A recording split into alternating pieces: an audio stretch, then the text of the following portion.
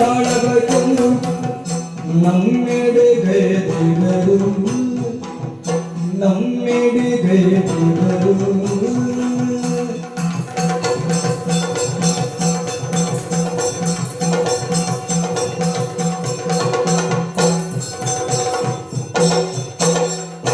ಕಮ್ಮನಿಗಳು ಕನ್ನ ಜನದಿನ ನೋಡುವೆ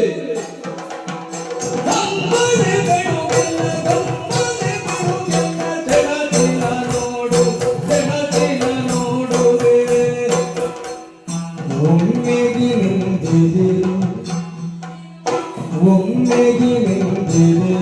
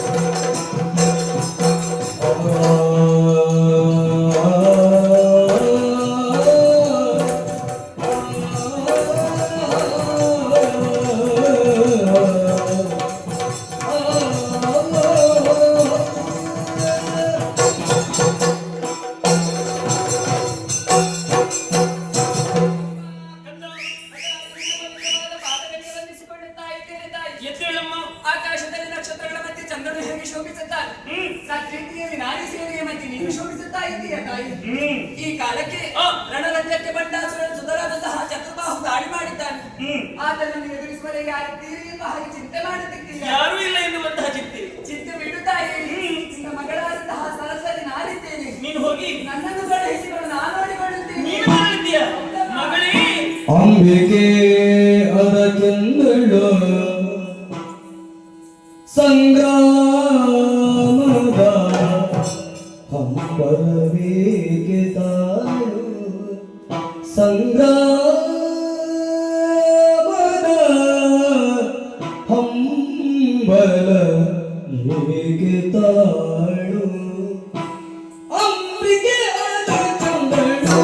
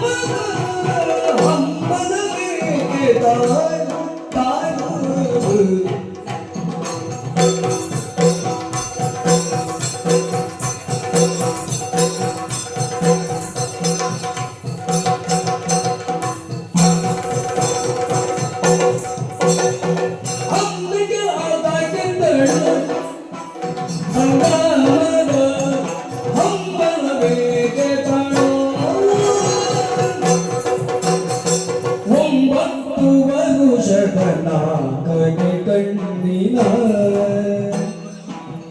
ಒಂಬತ್ತು ವರುಷದ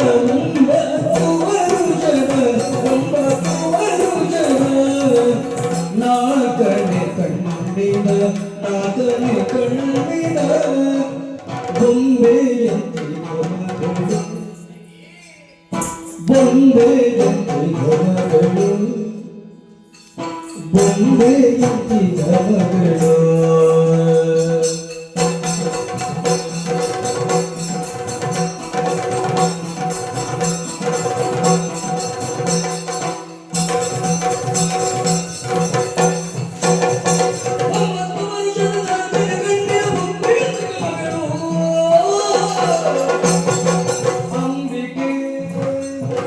ಅಂಬಿಕೆ ಅದಕ್ಕೆಂದಳು ಸಂಗ್ರಾಮದ ಹಂಬಲ ಬೇಕೆ ತಾಳು ಸಂಗ್ರಾಮದ ಹಂಬಲ ಬೇಕೆ ತಾಳು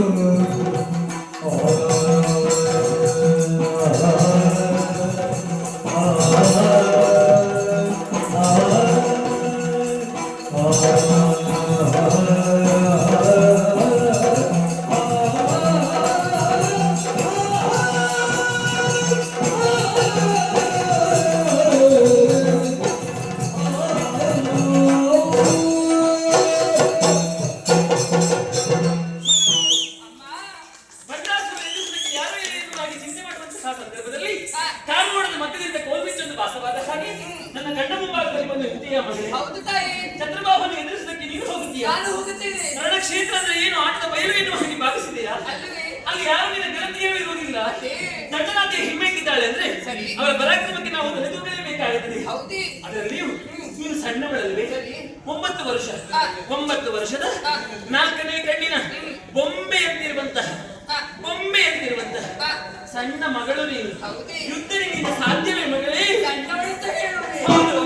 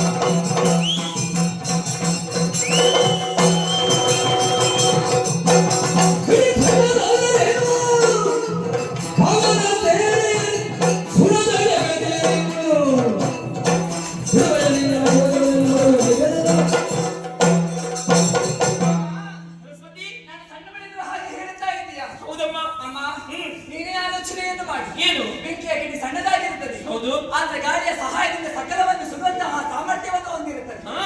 ಮಾತ್ರವಲ್ಲ, ಕಿರಿದಾದಂತಹ ಅಂಕುಶ ಹಾ. ದೊಡ್ಡ ಗಾತ್ರದ ಆನೆಯನ್ನು ಮಾಲೀಕರ ಸಹಾಯದಿಂದ ನಿಯಂತ್ರಿಸಬಲ್ಲದು. ಹೀಗಿರುತ್ತ ಹಾ. ನಾನು ಯಾರ ಮಗಳು? ಯಾರ ಮಗಳು? ಲಲಿತಾಂಬಿಕೆಯ ಮಗಳು. ನನ್ನ ಮಗಳು. ಹೌದು ಹೌದು. ಹೀಗಿರುವಾಗ ಆ ದುಷ್ಟರು ಬರುವರು ಎನ್ನುವ ಹಾಗೆ ಚಿಂತೆಯನ್ನು ಯಾಕೆ ಮಾಡಬೇಕು? ನಿನ್ನ ಆಶೀರ್ವಾದ ಹೊಂದಿದ್ದರೆ ಎಂತವರನ್ನು ನೆಲತುಳಿಸುತ್ತಾ ಸಾಮರ್ಥ್ಯ ನನ್ನನ್ನುಂಟು ಕೊಡುವ ಅಪ್ಪಣೆ. ಛಲಮ. ಶರವ ಬಿಡದಿರೇ ಮಗಳ ಮುದ್ದಿಸಿ ಮಗಳ ಮುದ್ದಿಸಿ ಮುದ್ದಿಸಿ ಛಲವ ಬಿಡದಿರೆ ಮಗಳ ಮುದ್ದಿಸಿ ಮಗಳೇ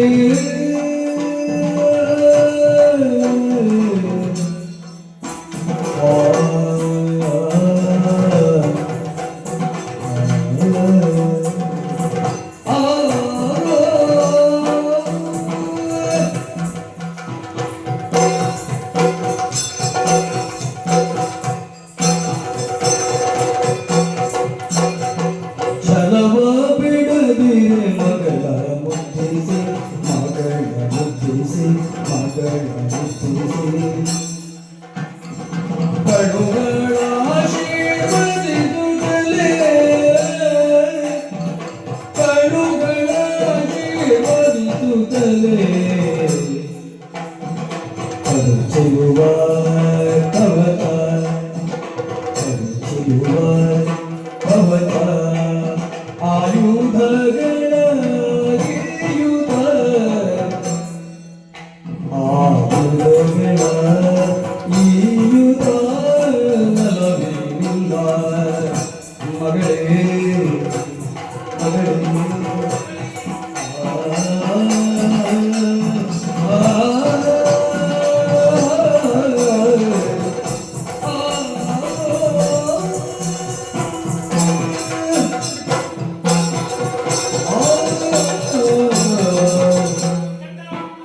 ವಿನೋದವಾದಂತಹ ಮಾತುಗಳನ್ನು ಕೇಳಿ ಅತೀವವಾದಂತಹ ಸಂತೋಷ ನನಗಾಯಿತು. ಸರಿ. ಚಂದ್ರಬಾಹುವನ್ನು ಎದುರಿಸಕ್ಕೆ ನೀನೇ ಆಗಬೇಕು ಮಗಳೇ. ಹೌದೇ? ನಿನ್ನನ್ನು ನಾನು ಪರೀಕ್ಷಿಸಿದ್ದು ಸರಿ. ನನ್ನ ಪರೀಕ್ಷೆಯನ್ನು ತೆರಗಡೆಯನ್ನು ಹೊಂದಿದವಳಿದ್ದೀಯ. ಸಂತೋಷ. ಆದರೆ ನೀನು ರಣಕ್ಷೇತ್ರಕ್ಕೆ ಹೊರಟು ನಿಂತಹ ಸಂದರ್ಭದಲ್ಲಿ ಹಾ.